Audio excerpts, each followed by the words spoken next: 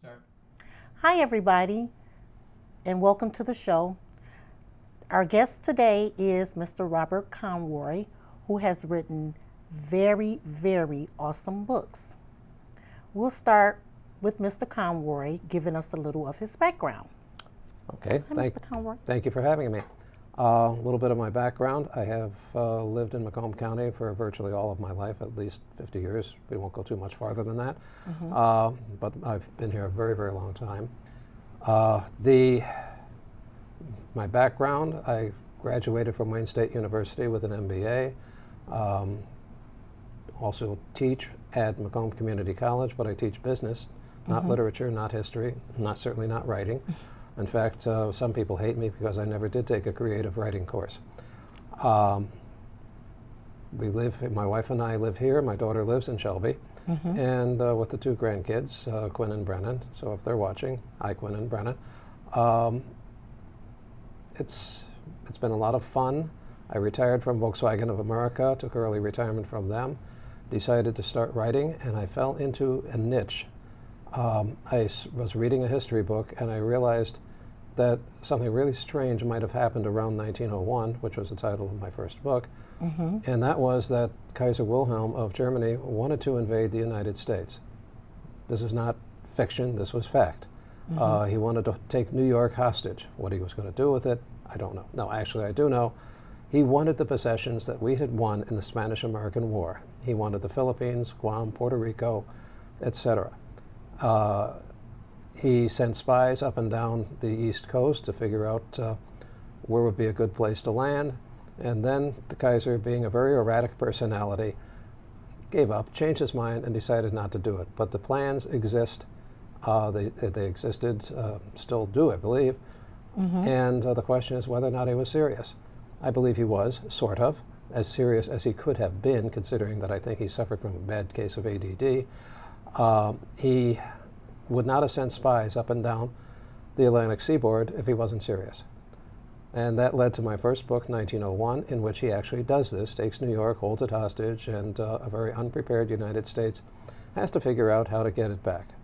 And after that one got published, there was a long period of time during which I couldn't sell a darn thing. I was very disappointed. And because I thought that I got this one sold, no problem, I can sell 20 more. No, it doesn't work like that. So after a while, I sold the second one, and then the third, then the fourth, then the fifth, and on down the line. And a number of years ago, I got a very fine agent who has been very aggressively marketing my books, and who knows, she may have sold a couple of more to a publisher, this particular publisher. The publisher I now have is Bain. The first publisher I had was Random House, which is, of course, a major player. Bain is a specific to science fiction publisher, and I'm not too sure why alternate history is considered science fiction, but I don't make the rules. The books that I write, alternate history, take events in history and change them. Okay. And little things like, hypothetically, what if John F. Kennedy hadn't been killed?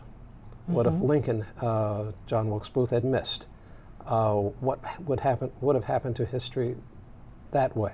What if in 1941 we had had warning of Pearl Harbor?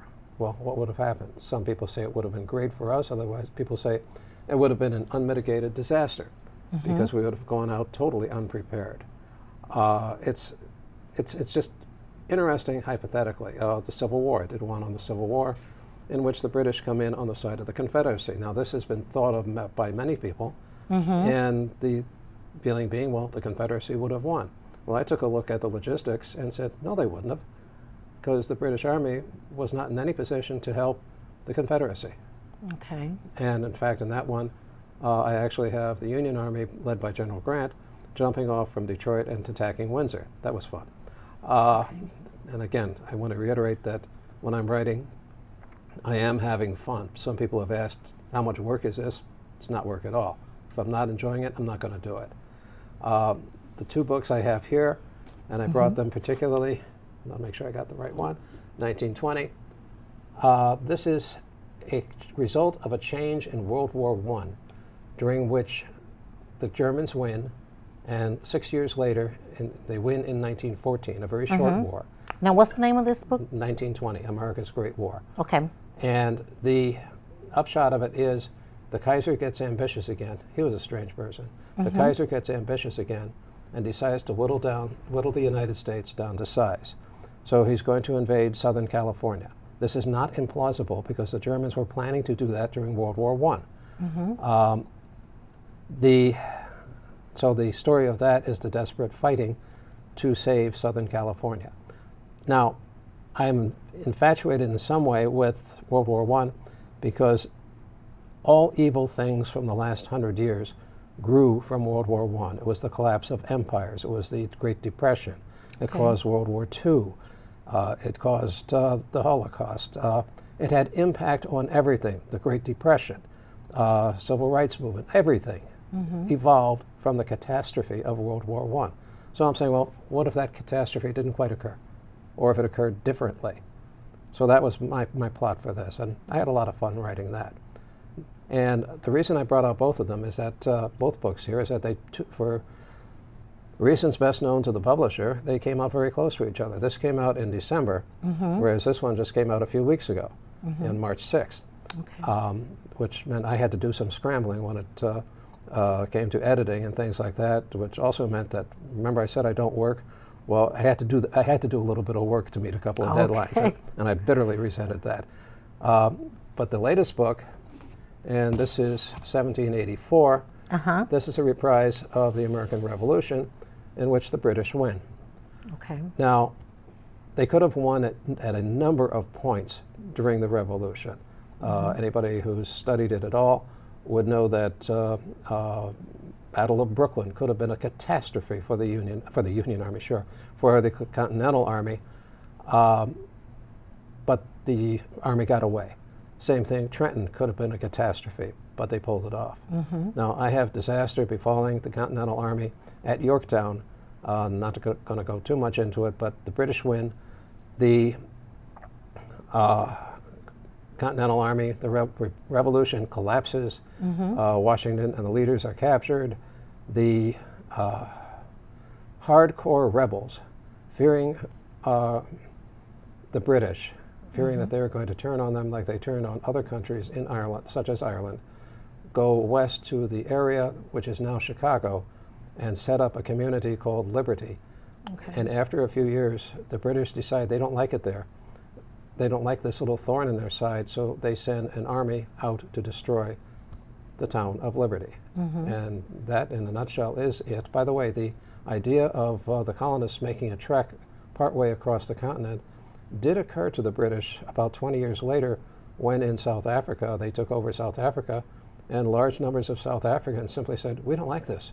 And they went north farther into Africa and set up their own Orange Free State, and there was another country called the Republic of South Africa, I think. So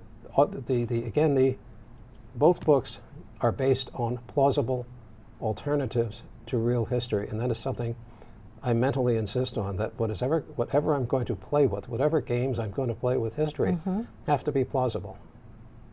Okay. Well, thank you, Mr. Convoy, very much for filling us in on your bio. I really appreciate it. Now we'll move on, and I'll just ask some questions, if I may. When did you first realize you wanted to be a writer? Probably in grade school. In grade school? Really, I love to write. I love to write. I love history, obvious marriage, and doing alternate history. I found is something. It's some people said it's brain candy. Well, in that case, I like candy because I think it's very intriguing and challenging to figure out what might have happened.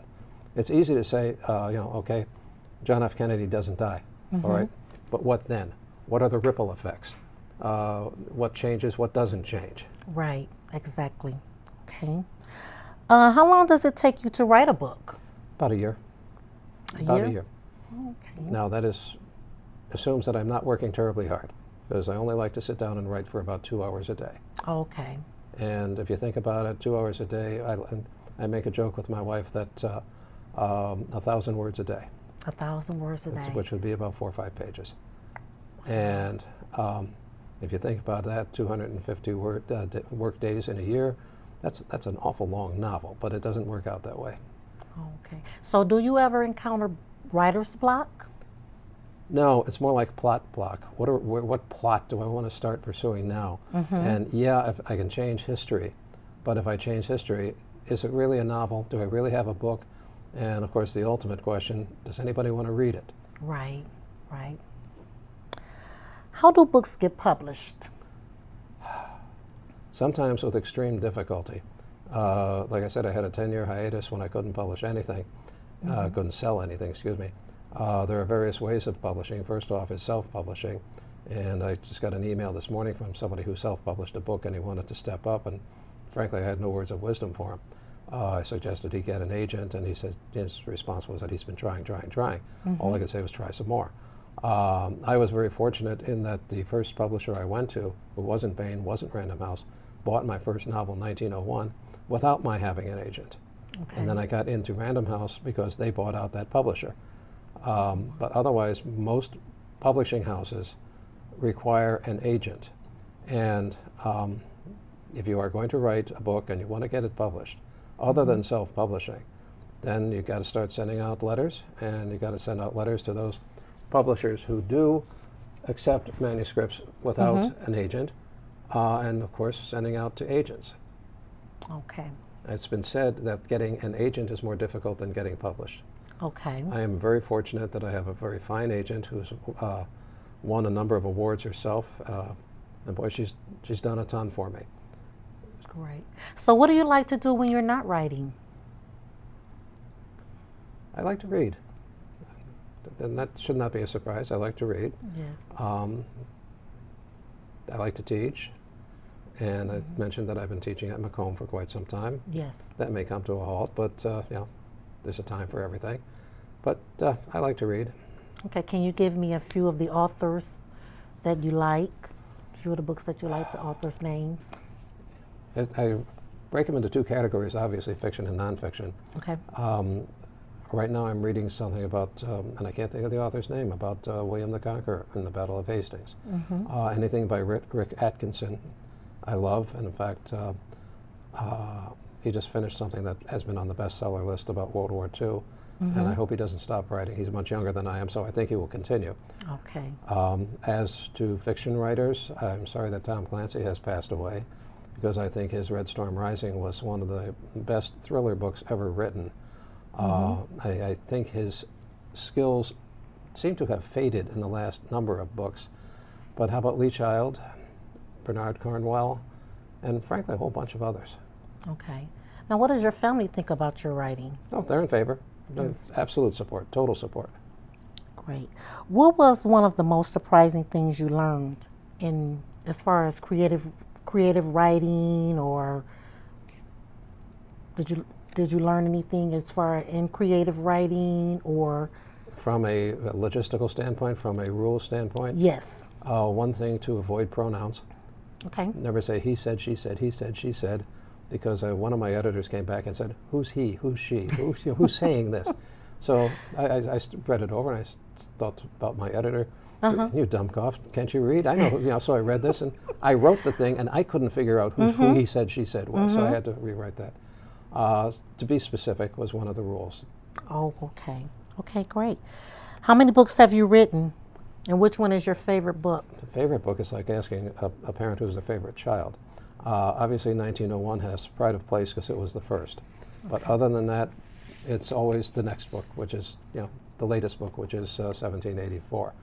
Now, if the contract ever comes through the mail for the next one or two, the next one might be an alternate history about General Custer, in which he survives his his not quite last stand.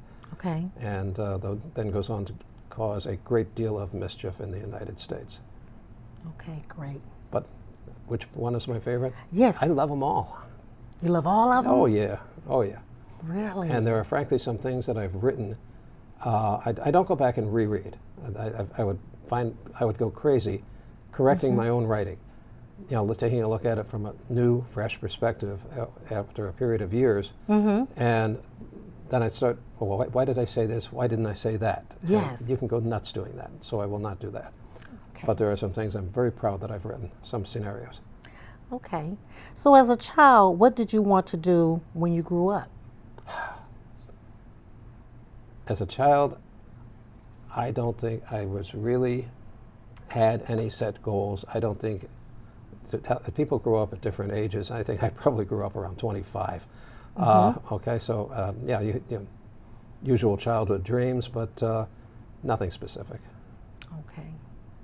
Okay. So are you living your dream now? Oh yeah, oh yeah. Okay. Just wish it had come earlier, but you know. Yeah. Oh, okay. But I can. I think we can all identify with that. Oh yeah. Okay, we'll move on to the book, which is Liberty, 1784. I'm going to go into page 47. You realize I do not have it memorized. Okay, I'll read it to you. I'm going to go into page 47, where you write, Owen Wells twisted against the ropes that bound him, but to no avail. His captors had tied his hands behind him, with the rope wrapped behind a tree. He could kick his legs if he wanted to, but that would be likely get him nothing more than another beating. And he'd had enough of those in the several days he's been a prisoner. Can you explain to me who Owen Wells was? Owen Wells was a British seaman, actually Welsh, and he was a sharpshooter for the Royal Marines. And he had been abused by the sailors on the ship on which he was stationed, and that was the Victory. Okay. And he decided to desert. Well, he thought he had gotten far enough where he was safe, and he wasn't. And he got picked up by people who were basically bounty hunters. Okay. And they were going to turn him back in for a reward, and he was going to be, if turned over to the Brits, he was going to be whipped to death. Oh, wow. Okay. That was one of their more pleasant ways of killing people. Oh, okay. The British were not nice people back then. I mean, we think of them as very cultured and Victorian and refined. They were rather brutal. Okay. Okay. You say on page 110, the girls take nourishment but don't speak. Sarah said, and Franklin nodded thoroughly. She ran her hand through the wispy hair on the Winford's bandaged head. That is a young lady who had been, again, this is a very brutal war. She had been, she and her family had been wiped out. Her family had been wiped out, and she was the sole survivor. And she had been assaulted, she had been beaten, and they tried to kill her by putting her on top of a funeral pyre, which was her family. But she managed to crawl off, and she was rescued. So she was in very, very bad shape. Oh, okay. Well, this is a great book, great book. So do you have any suggestions to help other writers become better writers? If so, what would that be? If you're not going to take a creative writing class, like I did not take a creative writing class, read the authors that you like and check on their mechanics. Okay. I mentioned Red Storm Rising. That one fascinated me by Clancy because he took a very broad story, started it out, expanded it into a bunch of very interesting characters, compelling events, and then at the end of the story, tied the whole thing up in a nice little knot. Okay. And of course, his characters made sense, his dialogue made sense, and there were very few, I can't recall any mistakes in it. He was just a good writer. If you liked what he wrote, that genre, you would absolutely have loved an early Tom Clancy. Okay. But I really tell people who, want to write a book. So many people have asked me, they've said, I want to write a book. My response is, well, have you written it? No. Okay, well, step number one, write the darn thing. Find a topic that you enjoy writing about and write the book. See if you can write the book. See if you want to write a book. Great. That was great. Okay. That was great. Thanks for watching, everyone. Robert Conroy, Liberty, 1784. Bye-bye, everybody.